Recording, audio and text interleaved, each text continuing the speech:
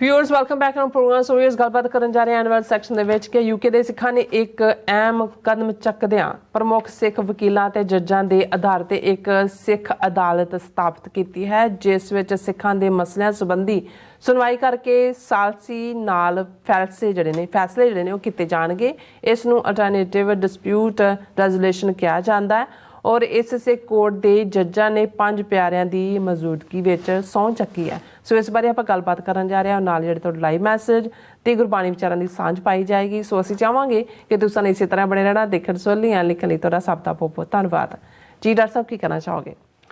ਦੇਖੋ, ਅਕਸਰ ਅਮਰੀਕਾ 'ਚ ਸਾਨੂੰ ਕਈ ਵੀਰਾਂ ਨੇ ਜਦੋਂ ਜਿਨ੍ਹਾਂ ਗੁਰਦੁਆਰਿਆਂ 'ਚ ਝਗੜੇ ਹੁੰਦੇ ਨੇ ਜਾਂ ਅਦਾਲਤਾਂ ਦੇ ਵਿੱਚ ਲੰਬਾ ਵਕਤ ਕੇਸ ਚੱਲਦੇ ਨੇ, ਲੱਖਾਂ ਡਾਲਰ ਖਰਚ ਹੁੰਦੇ ਨੇ, ਸੋ ਬਹੁਤਿਆਂ ਦਾ ਇਹ ਹੁੰਦਾ ਸੀ ਜੀ ਵੀ ਆਪਣਾ ਕੁਛ ਐਸਾ ਕਿਉਂ ਨਹੀਂ ਬਣ ਸਕਦਾ ਜਿਹਦੇ ਥੱਲੇ ਸਾਡੇ ਹੀ ਸਿੱਖਾਂ ਦੀ ਕੋਈ ਸੁਪਰੀਮ ਬਾਡੀ ਹੋਏ ਜਿਹੜੀ ਜਾ ਕੇ ਕੁਛ ਮਸਲੇ ਜਿਹੜੇ ਨੇ ਉਹ ਤਾਂ ਗੱਲਬਾਤ ਰਾਹੀਂ ਹੱਲ ਕਰਵਾਏ ਜਾ ਸਕਦੇ ਨੇ, ਸਾਲਸੀ ਜਿਹਨੂੰ ਆਰਬਿਟ੍ਰੇਸ਼ਨ ਕਹਿੰਦੇ ਨੇ। ਪਰ ਮੇਰਾ ਹਮੇਸ਼ਾ ਇਹ ਸੀ ਕਿ ਵੀ ਇਸ ਕਿਸਮ ਦਾ ਬੇਸ਼ੱਕ ਅਸੀਂ ਤਵੱਕੋ ਤਾਂ ਕੀਤੀ ਜਦੋਂ ਗੁਰਦੁਆਰਾ ਕਮੇਟੀਆਂ ਇੱਥੇ ਵੀ ਬਣੀਆਂ, ਪਰ ਸ਼ਾਇਦ ਉਹਨਾਂ ਨੂੰ ਵੀ ਇਹ ਲੱਗਾ ਕਿ ਵੀ ਕਿਉਂਕਿ ਲੀਗਲੀ ਤਾਂ ਕਿਸੇ ਤੇ ਬਾਈਂਡਿੰਗ ਉਦੋਂ ਹੀ ਹੁੰਦਾ ਜਦੋਂ ਦੋਵੇਂ ਧਿਰਾਂ ਤੁਹਾਡੇ ਤੇ ਟਰਸਟ ਕਰਦੀਆਂ ਹੋਣ ਔਰ ਲਿਖ ਕੇ ਦੇਣ ਕਿ ਜੀ ਜੋ ਤੁਸੀਂ ਫੈਸਲਾ ਕਰੋਗੇ ਉਹ ਸਾਨੂੰ ਮਨਜ਼ੂਰ ਹੋਏਗਾ। ਉਹ ਵੀ ਅਦਾਲਤ ਤੁਸੀਂ ਐਜ਼ ਏ ਐਵੀਡੈਂਸ ਹੀ ਪੇਸ਼ ਕਰਦੇ ਹੋ, ਬਾਈਂਡਿੰਗ ਤਾਂ ਨਹੀਂ ਹੁੰਦਾ। ਸੋ ਮੈਂ ਸਮਝਦਾ ਵੀ ਇਹ ਜਦੋਂ ਅਸੀਂ ਇਹਨਾਂ ਮੁਲਕਾਂ ਦੇ ਵਿੱਚ ਸਾਡੀ ਗਿਣਤੀ ਵੀ ਵੱਧ ਰਹੀ ਹੈ, ਬਹੁਤ ਸਾਰੇ ਮਸਲੇ ਇਸ਼ੂ ਜਿਹੜੇ ਨੇ ਸਾਹਮਣੇ ਵੀ ਆਉਂਦੇ ਨੇ ਔਰ ਇਸ 'ਚ ਇੱਕ ਸਟੇਜ ਦੇ ਉੱਤੇ ਥੋੜ੍ਹੇ ਬਹੁਤ ਐਫਰਟ ਦੇ ਨਾਲ ਉਹਨਾਂ ਦਾ ਹੱਲ ਕੱਢਿਆ ਜਾ ਸਕਦਾ ਹੈ, ਲੇਕਿਨ ਕੋਈ ਐਫਰਟ ਨਹੀਂ ਹੁੰਦਾ। ਸੋ ਅੱਜ ਜਦੋਂ ਮੈਂ ਇਹ ਖਬਰ ਦੇਖੀ, ਹਾਲਾਂਕਿ ਖਬਰ ਤਾਂ ਇਹ ਵੀਕਐਂਡ ਦੇ ਦੌਰਾਨ ਦੀ ਹੈ ਕਿ historic swearing in ceremony establishes Sikh court for alternative dispute resolution in the UK honoring legacy and serving society ਕਿ ਯੂਕੇ ਦੇ ਵਿੱਚ ਸਿੱਖਾਂ ਨੇ ਵਕੀਲਾਂ ਔਰ ਜੱਜਾਂ ਤੇ ਆਧਾਰਿਤ ਇੱਕ ਸਿੱਖ ਕੋਰਟ ਐਸਟੈਬਲਿਸ਼ ਕੀਤਾ ਜਿਸ ਦੀ ਸਹੁੰ ਚੁੱਕ ਸੈਰੇਮਨੀ ਹੋਈ। ਦਰਸ਼ਕ ਉਸ ਪਿਕਚਰ ਨੂੰ ਦੇਖ ਸਕਦੇ ਨੇ। ਜਿਹੜਾ ਮੈਨੂੰ ਵੀ ਲੱਗਿਆ, ਮੈਂ ਕਿਹਾ ਵੀ ਇੰਨੀ ਪ੍ਰਭਾਵ ਚਿੱਟੇ ਉਹਨਾਂ ਕਾਲੇ ਉਹਨਾਂ ਦੇ ਕੋਟ ਨੇ, ਚਿੱਟੀਆਂ ਦਸਤਾਰਾਂ ਨੇ, ਬੀਬੀਆਂ ਵੀ ਨੇ, ਉਹ ਸਾਰੇ ਵਕੀਲ ਡਾਕਟਰ ਨੇ ਔਰ 5 ਪਿਆਰੇ ਵਕੀਲ ਨੇ, ਮੋਸਟਲੀ ਵਕੀਲ ਜੱਜ, 5 ਪਿਆਰਿਆਂ ਦੀ ਪ੍ਰੈਜ਼ੈਂਸ ਦੇ ਵਿੱਚ ਉਹਨਾਂ ਨੇ ਸਹੁੰ ਚੁੱਕੀ। ਸੋ ਮੈਂ ਬਹੁਤ ਵਾਰ ਦੇਖਦਾ ਵੀ ਜਿਹੜੀਆਂ ਸਾਡੀਆਂ ਭਵਿੱਖ ਦੀਆਂ ਖਾਲਿਸਤਾਨ ਦੀਆਂ ਉਮੰਗਾਂ ਉਮੀਦਾਂ ਨੇ, ਕਿਵੇਂ ਅਸੀਂ ਸਿਸਟਮ ਨੂੰ ਰਨ ਕਰਨਾ, ਉਸ ਦਾ ਜਿਹੜਾ ਇਨਫਰਾਸਟਰਕਚਰ ਹੈ ਉਹ ਕਿਤੇ ਨਾ ਕਿਤੇ ਕਿਸੇ ਨਾ ਕਿਸੇ ਰੂਪ ਦੇ ਵਿੱਚ ਸਥਾਪਿਤ ਹੋ ਰਿਹਾ। ਔਰ ਇਹ ਖਬਰ ਹੀ ਇਹ ਹੈ ਕਿ ਦੇ ਟੁੱਕ there oath in front of 5 ਪਿਆਰੇ 5 beloved swearing to serve the Panth Sikh community with utmost integrity ਕਿ ਬਈ ਉਹਨਾਂ ਨੇ ਸਹੁੰ ਚੁੱਕੀ ਕਿ ਬਈ ਅਸੀਂ ਇਮਾਨਦਾਰੀ ਦੇ ਨਾਲ ਪੰਥ ਨੂੰ ਸਰਵ ਕਰਾਂਗੇ।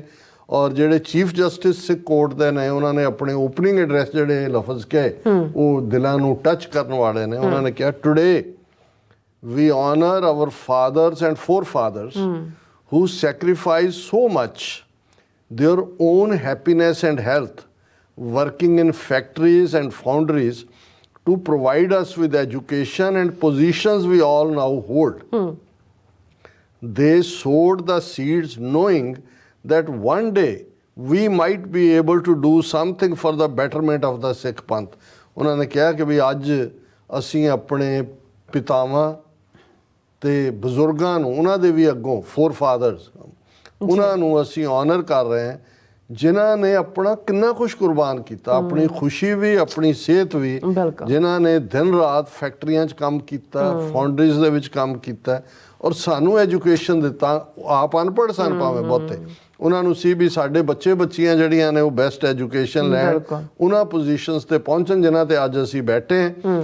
ਦੇ ਸੋਡ ਦਾ ਸੀਡਸ, ਉਹਨਾਂ ਨੇ ਬੀਜ ਦਿੱਤਾ, knowing that one day we might be able to do something for the betterment of the Sikh Panth ਕਿ ਸਾਡੇ ਬੱਚੇ ਬੱਚੀਆਂ ਵੀ, ਅਸੀਂ ਤਾਂ ਅਨਪੜ੍ਹ ਹੈ, ਇੱਕ ਦਿਨ ਆਏਗਾ ਸਾਡੇ ਬੱਚੇ ਬੱਚੀਆਂ ਜਿਹੜੇ ਨੇ ਕੌਮ ਦੇ ਲਈ ਕੁਛ ਕਰਨ ਦੇ ਸਮਰੱਥ ਹੋਣਗੇ। Today marks just one initiative that their labors have borne fruit. ਅੱਜ ਜੋ ਅਸੀਂ ਸਿੱਖ ਕੋਰਟ ਦੀ ਸਥਾਪਨਾ ਕਰ ਰਹੇ ਹਾਂ, ਇਹ ਇੱਕ ਉਹ ਯਤਨ ਹੈ ਜਿਸ ਨੂੰ ਫਲ ਲੱਗਾ, ਜਿਸ ਨੂੰ ਜਿਹੜਾ ਅਸੀਂ ਇਹ ਇਨੀਸ਼ੀਏਟਿਵ ਨੂੰ ਲੈ ਰਹੇ ਹਾਂ। Nice. The Sikh Court is an alternative dispute resolution ADR forum created by Sikh and non-Sikh lawyers and judges from across the world. ਕੱਲੇ UK ਤੱਕ ਨਹੀਂ ਹੋਣਗੇ, ਨੌਨ ਸਿੱਖ ਵੀ ਉਹਦੇ ਚ ਉਹਨਾਂ ਨੇ ਲਏ ਨੇ, ਵਿਚ ਇਜ਼ ਗੁੱਡ ਕਿ ਵੀ ਅਕ੍ਰੋਸ ਦਾ ਵਰਲਡ ਅਸੀਂ ਇੱਕ ਸਿੱਖ ਕੋਰਟ ਐਸਟੈਬਲਿਸ਼ ਕੀਤਾ ਹੈ ਅੱਛਾ। To resolve dispute within the Sikh community, ਕਿ ਵਿਦਿਨ ਸਿੱਖ ਕਮਿਊਨਿਟੀ ਦੇ ਜਿਹੜੇ ਝਗੜੇ ਖੜੇ ਹੁੰਦੇ ਨੇ ਉਹਨਾਂ ਦਾ ਹੱਲ ਕਰਨ ਦਾ ਇਹ ਹੋਏਗਾ।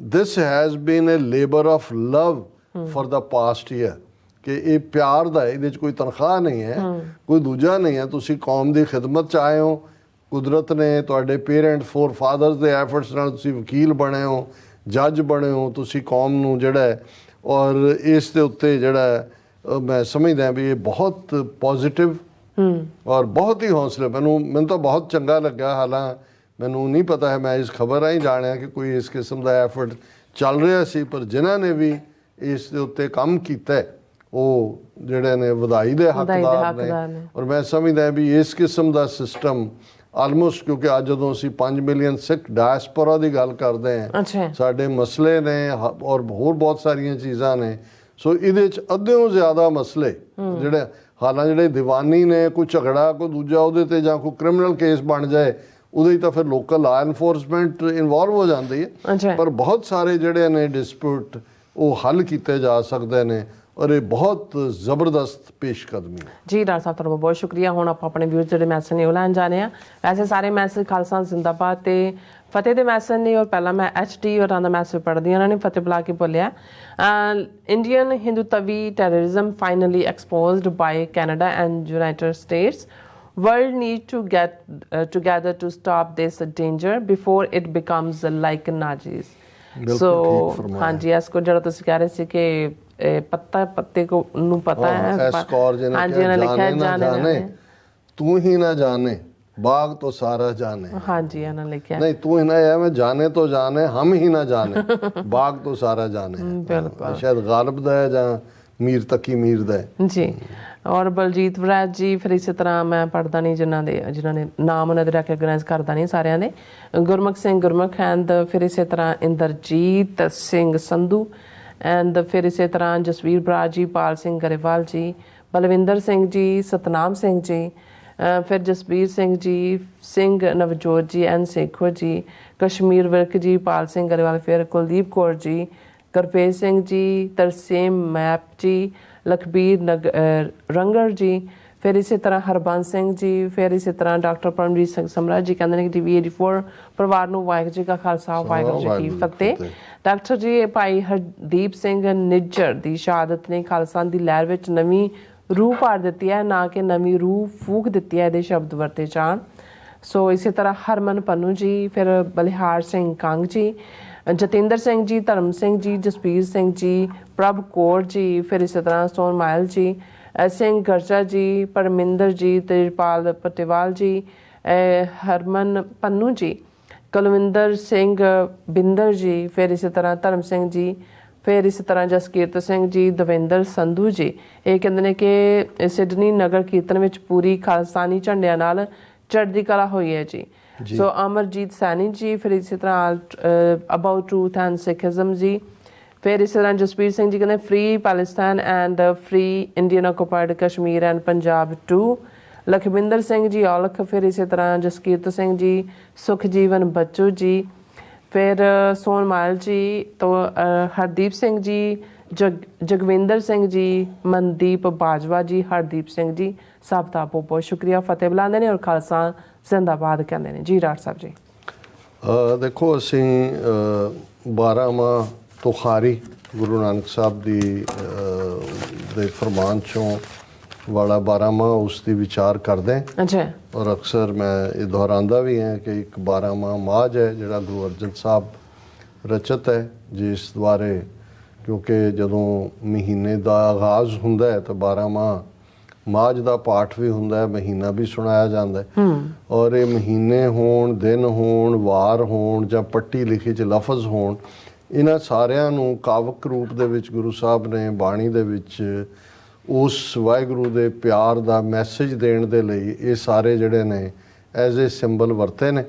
ਔਰ ਕਿਉਂਕਿ ਇਸ ਦੇ ਵਿੱਚ ਜਿਹੜੇ 12 ਮਹੀਨੇ ਨੇ ਜਿਨ੍ਹਾਂ ਨੂੰ ਅਸੀਂ ਹੁਣ ਤਾਂ ਨਾਨਕਸ਼ਾਹੀ ਮਹੀਨੇ ਕਹਿੰਦੇ ਆ, ਪਹਿਲਾਂ ਦੇਸੀ ਮਹੀਨੇ ਕਿਹਾ ਜਾਂਦਾ ਸੀ, ਇਹ ਸਾਡੇ ਪੰਜਾਬ ਦੇ ਜਿਹੜਾ ਮੌਸਮ ਦੇ ਵਿੱਚ 6 ਰੁੱਤਾਂ ਨੇ, ਉਸ ਨਾਲ ਜਿਹੜਾ ਮੌਸਮ ਦੀ ਤਬਦੀਲੀ ਹੈ ਉਸ ਨਾਲ ਇਨਸਾਨੀ ਰੂਹਾਂ ਤੇ ਪੈਂਦੇ ਪ੍ਰਭਾਵ ਨੇ, ਜਾਂ ਅਲੰਕਾਰ ਦੇ ਤੌਰ ਤੇ ਪਤੀ ਪਤਨੀ ਜਾਂ ਉਸ ਸਾਰੇ ਰੁੱਖਾਂ ਨੂੰ ਦੂਸਰਿਆਂ ਨੂੰ ਸਿੰਬਲ ਦੇ ਤੌਰ ਤੇ ਵਰਤਿਆ ਗਿਆ। ਔਰ ਅਸੀਂ ਅੱਸੂ ਦੇ ਮਹੀਨੇ ਬਾਰੇ ਗੁਰੂ ਸਾਹਿਬ ਦਾ ਫਰਮਾਨ ਹੈ, ਅਸੁਨ ਆਓ ਪਿਰਾ ਸਾ ਧਨ ਝੂਰ ਮੁਈ ਤਾਂ ਮਿਲੀਐ ਪ੍ਰਭ ਮੇਲੇ ਦੂਜੈ ਭਾਏ ਖੁਈ।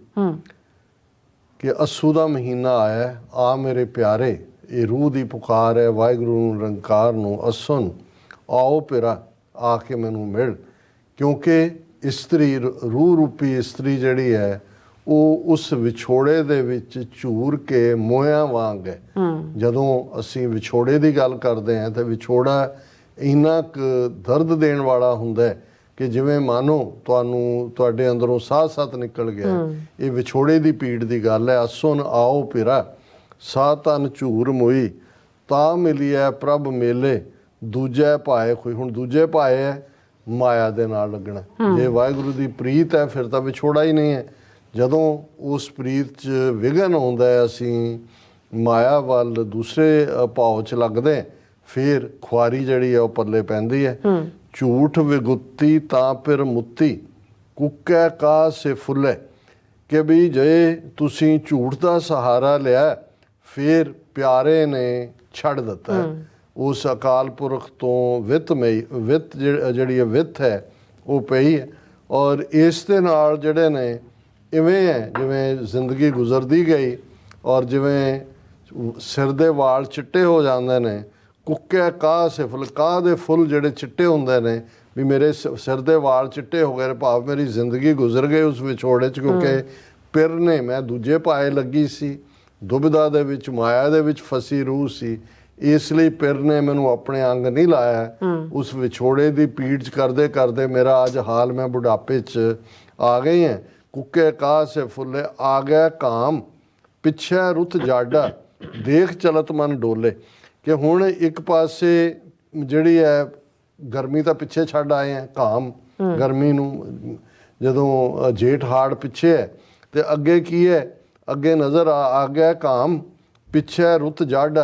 ਹੁਣ ਵਿੰਟਰ ਆ ਰਹੀ ਹੈ, ਨਹੀਂ ਵਿੰਟਰ ਨੂੰ ਪਿੱਛੇ ਛੱਡਿਆ ਦਸੰਬਰ ਜਨਵਰੀ ਨੂੰ ਦੂਜਿਆਂ ਨੂੰ, ਤੇ ਅੱਗੋਂ ਜਿਹੜੀ ਆ ਗਿਆ ਕਾਮ ਪਿੱਛੇ ਰੁੱਤ ਜੜ ਦੇਖ ਚਲਤ ਮਨ ਡੋਲੇ। ਕਿ ਬਈ ਮੇਰੇ ਮਨ ਦੇ ਅੰਦਰ ਜਿਹੜਾ ਹੈ ਉਹ ਡੋਲਣਾ ਹੋ ਰਿਹਾ।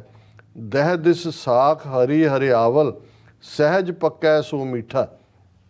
ਕਿ ਚਾਰੋਂ ਪਾਸੇ 10 ਦਿਸ਼ਾਵਾਂ, ਬਹੁਤ ਵਾਰੀ 4 ਕਿਹਾ ਜਾਂਦਾ ਹੈ, ਫਿਰ ਤੁਸੀਂ north East, south East, north West, south West ਇਹ ਤੁਸੀਂ ਕਰਦੇ ਹੋ ਤਾਂ ਦਹਿ ਦਿਸ ਜਿਹੜਾ ਹੈ, ਦਹਿ ਦਿਸ ਬਹੁਤ ਸਾਰੀਆਂ ਥਾਵਾਂ ਤੇ ਬਾਣੀ 'ਚ 10 ਦਿਸ਼ਾਵਾਂ ਦਾ ਜ਼ਿਕਰ ਹੈ। ਕਿ ਭਾਈ ਚਾਰੇ ਪਾਸੇ ਹਰੀ ਹਰਿਆਵਲ ਹੈ ਔਰ ਇਹ ਹੌਲੀ ਹੌਲੀ, ਇਹ ਵੀ ਸਹਿਜ ਪੱਕਾ ਸੋ ਮਿੱਠਾ।